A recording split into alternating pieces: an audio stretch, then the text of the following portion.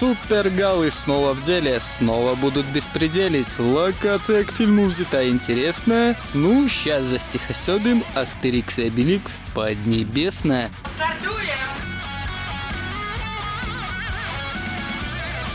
В первом фильме нас галы смогли убедить, что налоги Цезарю могут и не платить. Узнал он об этом, когда их пришел завоевывать, но обделал портки. Просто так легче улепетывать. Это творческий подход. Миссия Клеопатра стал второй эпизод. В Египет у галов был классный поход. У Клеопатры белучиши, костные, помню, в нем буфера. Ну и бедолагам пирамиды помогут построить. В этом есть свои плюсы. Дешево и сердито. В третьем кино на Олимпиаду галы попали. Участников нехотя результатом своим унижали. Настебались над Цезаря сыном, болваном, известным в стране. А вы папа! А вы мне. Идиот! И в следующей части разгонов им не избежать, ведь Цезарь в Британии хочет всех нагибать. Но, как всегда, галами римляне будут разбросаны в стороны, а Цезарь, как историчка, вновь заорет. Вы просто клоуны! Чего орёт? Вот жопей. И вот, после стольких моментов, как Цезаря галы везде унижали, опять что-нибудь захватить захотел, ну, чтоб кенты снова зауважали. Для повышения самооценки территория выбрана была большая, да он кукухой поехал, хочет стать Императором Китая.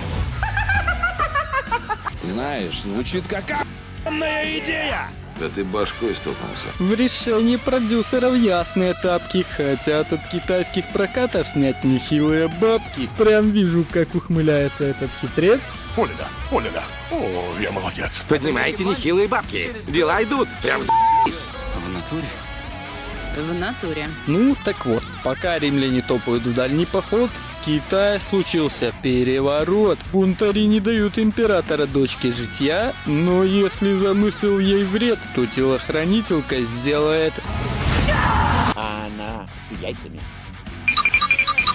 Ну что ты переживаешь, ну будут у тебя еще мужики. И чтоб батин трон в этом кипише не просрать, галам приперлась, чтоб пришли помогать. А молодежь, никогда не видав настоящих принцесс, шары подкатили.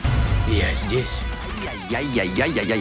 Жуткий сперматоксикоз. Всем одеть трусы на размер меньше, чтобы как-то скрыть стояк. Ну как можно няшке такой отказать? Поплыли в Китай, чтоб там порешать. И как всегда по пути пиратню не заметя, зарофлили лохов. Приветик! Вот уроды. И не говори. По бэрому будущим алиэкспрессерам галы приперлись. К местным ханыгам в доверие втерлись, а лидер повстанцев от этих французов под зельем так очканул, что заднюю врубив императору заливает. Я тебя подъебнул! Хитрый Этого хватит. Молодец. Кстати, Панорамикса играет Пьер Ришар. Все еще живчик этот французский суперстар. А вот с Жерара российского сыпется, видимо, знатно труха. Ведь впервые Обеликса играет другой. Они старые, у них не лады с башкой. Вот, казалось бы, хэппи-эндом все завершилось. Но римское войско приволочилось. И увидав у китайцев из галов резервы, Цезарь закипишевал. Это действует мне на нервы. А можно так не кричать? Паника — это скверно. Но способ победы над галами Цезарем был изобретен. Ибрагимович, войск римских непобедимый Центурион. Ну вот и телохранителька, когда мачо этого изучила, сделала вывод. Так, этот у них главарь, организатор и главная сексуальная сила. Мама, я его просто изнасилую. Ты чё, мать дала? Ну конечно же, Ибра бы все зарешал. Если б заранее, кто галы такие брутал этот знал. По итогу с французами Гигачет облажался, сделал что мог. Она постарался! Ну, в этой ситуации мы просто мы уже здесь наши полномочия все окончены. Императора кресла в войне сохранили, а Цезарю снова сандалями морду набили. В 21 веке у них тоже все будет ровно, кажись. Капитализм, счастье. Я просто похлопаю.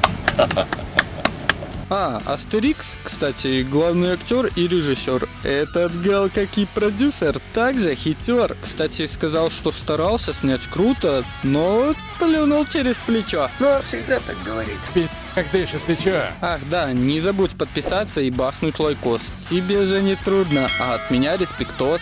Комментарий про фильм напиши пару кляус. Вот и все походу. Толково придумано. Ну что, мои непобедимые галы, Астерикс и Обеликс Поднебесная вроде как исследовал. Я же с вами не прощаюсь, но покедова. Вот дерьмо, ты подумай. Надо будет глянуть.